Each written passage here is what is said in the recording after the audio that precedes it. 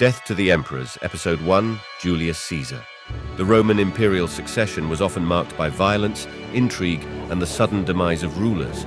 From the assassination of Julius Caesar to the crisis of the 3rd century, the path to power was frequently paved with treachery and bloodshed. We start our story back in 44 BC on the Ides of March, March 15th, with the assassination of the dictator, Julius Caesar, a pivotal event in Roman history that set the stage for subsequent power struggles and conflicts.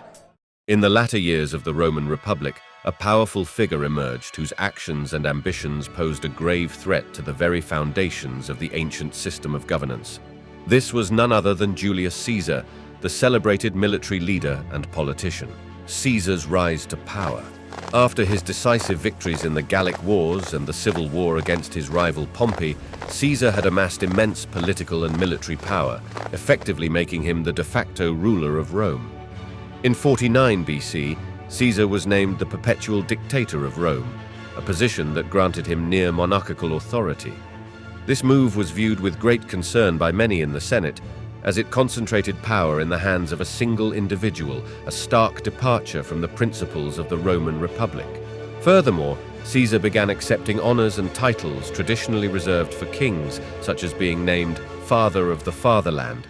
This only fueled the fears of those who saw his actions as a direct threat to the republican system. As Caesar's power grew and his monarchical tendencies became more apparent, a significant portion of the Senate, particularly the conservative aristocratic faction, grew increasingly alarmed. They feared that Caesar's unchecked ambition would ultimately lead to the end of the Roman Republic and the diminishment of their own influence. The senators, who saw themselves as the guardians of the Republic, viewed Caesar's actions as a direct challenge to the very principles upon which their system of governance was built. They believed that allowing one man to accumulate such vast power would undermine the delicate balance of power that had sustained the Republic for centuries. As tensions mounted, the stage was set for a confrontation between Caesar and his opponents in the Senate. The fear of losing the Republic, a system that had endured for generations, drove many senators to take drastic measures, setting the stage for one of the most pivotal moments in Roman history.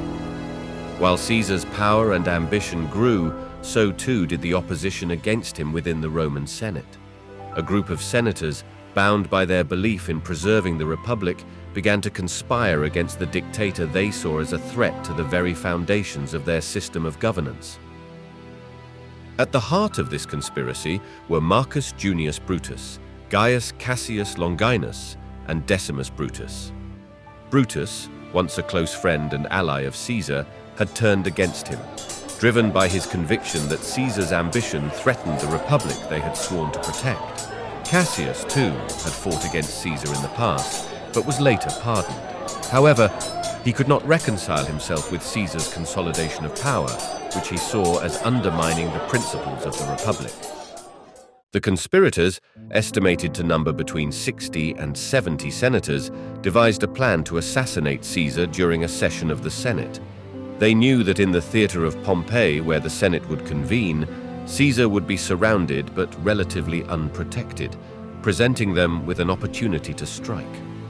On March 15th, 44 BC, a date that would forever be etched in the annals of history as the Ides of March, Caesar attended the Senate meeting at the theater of Pompeii.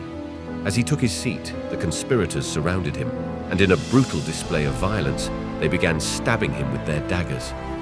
According to historical accounts, Caesar initially resisted, but he was soon overwhelmed by the sheer number of attackers. The daggers of the conspirators struck him 23 times, and he fell, bleeding and lifeless, on the floor of the Senate. The assassination of Julius Caesar, the man who had risen to become the de facto ruler of Rome, sent shockwaves through the city and the entire Roman world. The conspirators, driven by their fear of Caesar's growing power and their belief in preserving the Republic, had committed an act that would plunge Rome into another civil war and ultimately pave the way for the rise of Caesar's adopted heir, Octavian, and the establishment of the Roman Empire.